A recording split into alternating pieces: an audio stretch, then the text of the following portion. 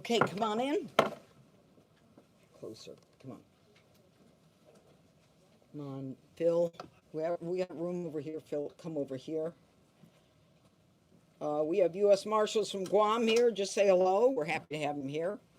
And first of all, thank you all for being here. You have behind me a group of people who I think recognize today as the kind of day that reminds us why we do what we do. So welcome to the United States Attorney's Office. I'm United States Attorney Janine Pirro. Every day in America, we lose innocent victims to violent criminals who seek to impose their violence on others. There is no timing, there is no warning. It's like a thunderbolt out of the sky. And suddenly, they are gone from us. And their families and friends and their community are left to suffer and wonder why. This is not only illegal, it is immoral, it is unacceptable, and we're not going to tolerate it. And that's why we're here today. Today, I stand here to address specifically the tragic event that has shaken D.C., the senseless, fatal shooting of a 21-year-old intern by the name of Eric Tarpinium Jackham, who was fatally shot in Northwest D.C. far too soon on June 30th of 2025.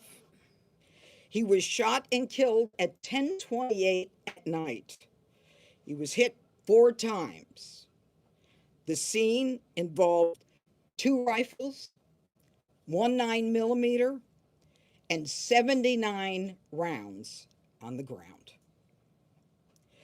Eric was a rising senior at the University of Massachusetts Amherst. He was in the nation's capital, as many young people are, pursuing his passion for public service. He was interning for Representative Ron Estes, and he was an innocent bystander who was caught in a violent act that was not meant for him. He leaves behind his mother, Tamara, his father, Robert, his sister, Angela, and his brother, Jeremy. And his death is a stark reminder of how fragile life is and how violence too often visits us in the nation's capital. And this is why the president has vowed to make D.C. safe and beautiful. This is why the nation's president, the president, is bringing together federal and local agencies to bring the force of the government against those who seek to destroy not only our quality of life, but our lives. And here to announce my thanks today to the Police Department. There are some real stars behind me who too often do not get the credit that they deserve. Right, individuals have been arrested, and this is a critical step in justice. But our work is not done as we continue to seek a 3rd suspect in this case. Charges have been filed against 2 individuals. 17-year-old juvenile by the name of Jalen Lucas. He is a juvenile, now charged in adult court. Another 17 years old, Kelvin Thomas Jr., another juvenile being charged in adult court, both of them charged with murder while armed under the DC Code 22-2101, which is murder in the 1st degree. Now, these juveniles have prior violent juvenile records in the family court. This is why, from day one, when I came here, I knew that we were missing a whole segment of criminals in DC, in our nation's capital, because the DC Council thinks that these kids need to be protected. They don't need to be protected. They need to be made accountable, and we need to be protected. I am advocating and have advocated for jurisdiction over juveniles 14, 15, 16, and 17. They need to be brought into the criminal court so that we can prosecute them. Because if we do, we can prevent the murder that happened here based upon the histories of these two and the third individual that I cannot talk about. Eric didn't deserve to be gunned down, and the system failed him. The system that felt that juveniles needed to be coddled. And it's bad enough to be gunned down on any street, but to be gunned down in our nation's capital is an outrage. This killing underscores why we need the authority to prosecute these younger kids, because they're not kids, they're criminals. They're violent criminals. We have to hold them accountable. We have to prevent them from robbing the innocents of their lives. Now I'd like to call upon the police chief, Pamela Smith. Good afternoon. Thank you, Judge Puro. I'm pleased to be joined today by Mayor Muriel Bowser, the Mayor of Washington, D.C., and Judge Deneen Puro, and the members of the Metropolitan Police Department and our federal partners in announcing two arrests in the homicide of 21-year-old Eric Tarpinian Jackham. I'm joined today by members of the Metropolitan Police Department, Assistant Chief Ramey Kyle of our Investigative Services Bureau, Commander Kevin Kentish, who leads the Criminal Investigation Division, and Detective Gabriel Truby of the Homicide Division. This morning, Judge Puro and I had the opportunity to speak with Eric's mother, and our thoughts and prayers remain with the family, and we hope news of these two arrests and a third one pending, I'm confident we'll get the third one, gives Eric's loved ones some sense of peace as they continue to grieve a tremendous loss. Eric came to our city with a bright future ahead of him, interning in a role where he served the public on Capitol Hill. He deserved an opportunity to return home safely to his family, but was senselessly taken from his loved ones. From the night of June 30th, our detectives have worked countless hours gathering evidence that ultimately identified these suspects. I want to thank Homicide Detective Truby and his colleagues at MPD's Homicide Branch for their outstanding work. I could not be more prouder to stand with Detective Truby this afternoon. This was a complex case that required high-level detective work, and that is exactly what our team delivered. This is the level of dedication these detectives pour into every homicide case in our city. I also want to thank the U.S. Attorney's Office and the FBI Washington Field Office for their assistance throughout the investigation, and our partners at the Capital Area Regional Task Force, which we call Cardiff, and the United States Marshal Service for their efforts locating and apprehending these suspects this morning. I hope today's arrest sends a message to individuals who choose to commit violence in our city. If you harm innocent victims in our community, we will hold you accountable. I will now turn it over to Commander Kentish, who will share brief details and facts about the case that he's able to share today. Good afternoon. I am Commander Kentish, Kevin Kentish, with the Commander of the Criminal Investigations Division. This morning, 17-year-old Kelvin Thomas Jr. of Southeast D.C. and 17-year-old Jalen Lucas of Northwest D.C. were placed under arrest by members of the Capital Area Regional Fugitive Task Force and United States Marshals. They were arrested pursuant to a D.C. Superior Court arrest warrant, and they both charged with first-degree murder while armed, premeditated. Both are being charged as adults in this case under our Title 16. The investigation revealed that around 10:30 p.m. on the night of June 30th, our suspects got out of a vehicle at the intersection of 7th and M Street Northwest. They opened fire in the direction of two individuals that were riding a bike southbound in the 1200 block of 7th Street Northwest.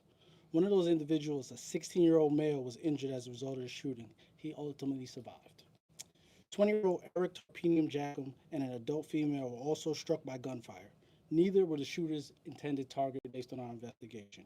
Mr. Tarpinian Jackham was subsequently transported to a local area hospital where he was pronounced deceased. After the shooting, we know that our suspects re-entered the vehicle and fled the scene. Detectives determined that the vehicle had been stolen in Maryland days prior to the homicide. Shortly after the homicide, the vehicle was also recovered unoccupied in Maryland. Over the course of the investigation, detectives spent hundreds of man and woman hours analyzing surveillance video footage around the shooting, in addition to multiple other surveillance video footage in the area. That video footage, along with the assistance of community members and analysis of evidence recovered throughout the investigation, ultimately led to the identification of 3 suspects. Once those 3 suspects were identified, we applied for search warrants that were granted that day. Following the identification of our suspects, we then sent our warrants over to Cardiff. During that process, Cardiff and the United States Marshals were able to identify our suspects and locate them this morning. At this time, detectives believe that the shooting was a result of ongoing neighborhood crew dispute. We are still investigating this case, and ultimately, if you have any additional information, please call 727-9099. And if you have any information that you wish to remain anonymous, please text us at 50411. I will now turn it back over to Judge Pirro for any other comments. Thank you. Mayor Bowser? Thank you, Judge. I want to echo what we've heard today about ensuring that there is justice for Eric. Any level of gun violence in our city is unacceptable, and certainly someone just walking up the street in the evening on one of our DC streets should be safe in doing so. I wanted to be here with the chief of police, with our outstanding detectives and investigators and our federal partners, to thank them for the many, many hours of work, hard work, putting the pieces together to ensure that there is justice served here. I couldn't be prouder of MPD. My condolences certainly go out to the family, and I want to thank Judge Pirro for her attention to this, not just through this arrest, but all the way through the prosecution. Thank you. I didn't mention that the United States Marshal Gaddy Serralta is here. Gaddy, you want to say anything? Just Okay. the only thing I can say is that the focus of the task force going forward is to catch and arrest and bring to justice the 3rd individual that we're looking for. Thank you. Okay. Judge, you mentioned 2 rifles, and the Justice Department has ordered you not to prosecute the crime with saying that, If you use a rifle in a crime, we prosecute you. Right, but will it make you harder to? No. You see, the problem with that was not recognizing that you use a rifle or a shotgun in a crime, you are going to be prosecuted. There is no there is no problem going forward with those prosecutions. I'm sorry? What about taking them off the streets? I guess the thrust of my question. Well, the thrust of your question is really not a part of this case. We've got shotguns and actually rifles and a 9mm. Okay, and we had a shootout. And by the way, there isn't just this one homicide victim. There are 3 other victims. They did not die, and a 4th victim who suffered shattered glass, I believe, on her face. So there are other victims as well in this case. Yes. Judge, and this is also the mayor. Do you expect that the process that you're advocating for, which is to take more of these juvenile cases, is that something that you require Congress's approval, and do you have the city's or the mayor's support for that? Is my first question. Okay. Answer the first, and I'll let the mayor answer the second. Number 1, the DC Council has coddled young criminals for years. They reject mandatory minimums that the law requires. They don't force judges to follow the law. They have something called the youth rehabilitation and the incarceration reduction, as well as record sealing. Everything we do, the DC Council is looking to change to benefit the criminal. To specifically answer your question, we're going to need Congress to change the law. And I believe that if there's any case that calls for it, it is this case that makes it clear that these young punks who are on the street with guns, shooting at each other, killing innocent people, they need to be brought into my system and not in the family court system for rehabilitation, because they've been in that system more than once. And I don't think they've been rehabilitated. Go ahead. Well, I'm not going to comment on any pending legislation, but I will say this. The reason why we're here talking about 17-year-olds being charged as adults is because the U.S. Attorney has that authority for 17-year-olds. And I think I would agree with the judge that cold-blooded murder qualifies as a crime that should have a 17-year-old considered as an adult. And Judge Pirro, just to follow up on the ongoing, I guess, war of words we might describe it between you and Judge Faruqi. I'm just wondering, one of the things, he had very sharp words yesterday saying that the office essentially had lost some credibility. In his view, what do you say to the grand juries which are returning true bills, and is there a change that needs to come from your end of things? Absolutely not. Judge Faruqi has never really met someone with an illegal gun that he hasn't felt some compassion for. Okay? And I'm not going into grand juries and telling him what to do and what not to do. That is their prerogative. We are advisors to grand juries. We tell them what the law is.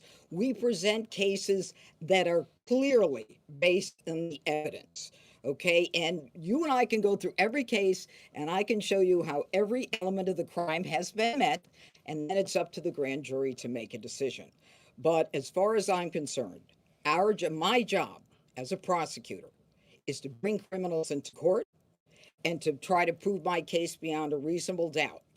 I'm not into going back and forth with judges. I was a judge, okay? That's not what I did as a judge. So we need to leave politics out of it. I'll do my job. He should do his job as a judge and leave his politics out of it. That's enough.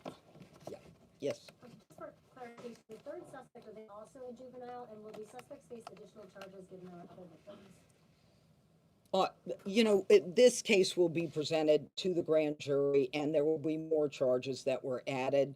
The other individual, I'm not going to get into identifying his age. I don't want to specify who he is. Is a minor now, He's a teenager. but not a minor. 15. No, he's an adult. Yeah, I don't want to say. Do you want me to say his age? No. Yeah, not a minor. Not a minor. Last question. Judge Bureau, would you consider seeking the death penalty in this case? And for Mayor Bowser, Attorney Bureau has said that she would consider seeking the death penalty for the Capitol Jewish Museum shooting. Is that something that you would consider? Number one, under the DC code, which is what they're being prosecuted under, 22, I think it's 2201, there is no death penalty in the DC code, so it's not a possibility. It's only a possibility in federal cases. This is not a federal case. I have nothing further. I'm gonna ask a few questions just about the investigation. So it's been a couple of months, Channel 7, it's been a couple of months, Judge, since the incident. I was just curious how you were able to track these guys down and where exactly were they caught today? Wait, can you talk? I prefer not to. A little intimidating. Video evidence. Good afternoon. We were able to identify and track these suspects through various videos throughout the Washington, D.C. area. We did multiple interviews. We spoke with a lot of people. And in reference to this morning, all suspects were apprehended in the District of Columbia. Where? I'm not going to specify exactly where, but they were apprehended in the District of What Columbia. did you do for the past couple of months? Do you have a sense? I don't know. We've been investigating the case. What they've been doing on a day-to-day basis would have to be asked to them. All right. I just want to mention two people. These are two of my homicide prosecutors, the best prosecutors in my office for this kind of case. And I'm very proud of them. They've been working on it day and night. This guy's a superstar. Okay. He is a detective. I'm very proud of the work that we're able to do together with our law enforcement partners. This is a real joint effort. And with Phil and the FBI, this is how it's supposed to work. And it did work. Thank you for being here. I have one last question for you. We can circle out. Oh, yeah, Yeah, thanks. let's go.